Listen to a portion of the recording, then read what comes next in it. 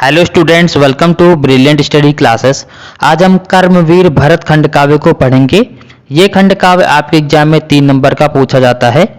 आपके एग्जाम में क्वेश्चन पूछता है, कर्मवीर भरत खंड काव्य के आधार पर कैकेयी का चरित्र चित्रण संक्षेप में कीजिए। ये क्वेश्चन 3 नंबर का पूछा जाता है।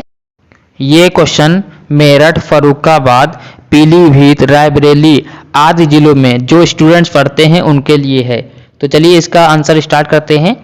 कवियों और लेखकों ने अब तक कैकेयी के चरित्र को विमाता और कुटिल बुद्धि रानी के रूप में ही चित्रित किया है, परंतु इस खंड काव्य में कवि ने कैकेयी के चरित्र को उज्जवल बनाकर उसे गौरव प्रदान किया है।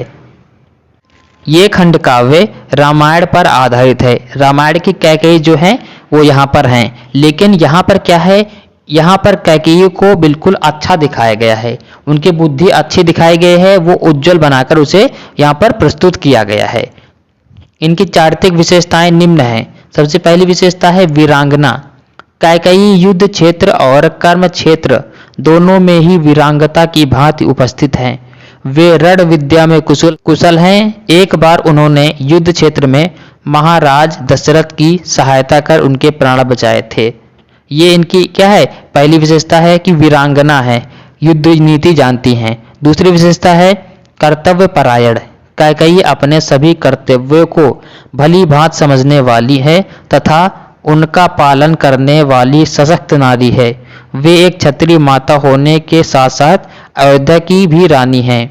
इसीलिए वे चाहती हैं कि राम वनवासी बनकर प्रजा के कष्टों को दूर करें, जिससे मानवता का उद्धार भी होगा। यहाँ पर कैकेयी को कर्तव्य परायण दिखाया गया है, यानी कि वे कर्तव्यनिष्ठ हैं। वे सारे कर्तव्य मानती हैं और वो चाहती हैं कि राम वनवासी बनकर प्रजा के कष्टों को दूर करें। इस खंड काव्य की जो कैकेयी है वो रामायण की कैकेयी से अलग है, उनका चरित्र दूसरा है।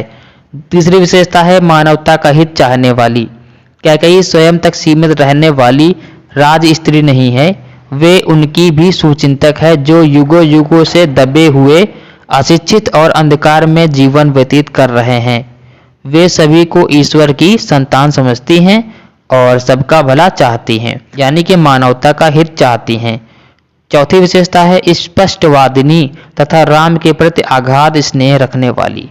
कैकेयी अपने हृदय के विचारों को स्पष्ट रूप से सबके सामने रखती हैं, इसीलिए वे भरत को धैर्य के साथ दशरथ मरण एवं राम वन गमन का प्रसंग सुनाती है।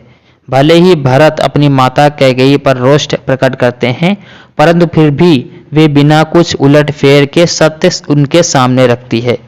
वे राम से बहुत प्रेम करती हैं, इस बात को कौशल्या भी स्वीकार करती है, यानी कि कैकेयी स्पष्टवादिनी है तथा राम से अत्यधिक प्रेम करती हैं।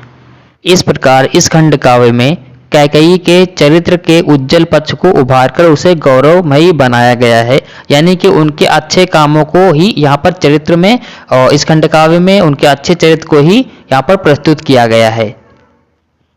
तो इस वीडियो में हमने कर्मवीर भरत खंड काव्य के आधार पर कैकेयी का चरित्र चित्रण पढ़ा है। ये क्वेश्चन आपके एग्जाम में 3 नंबर का आता है। चैनल को सब्सक्राइब कीजिए। मिलते हैं नेक्स्ट क्लास में। Thank you class.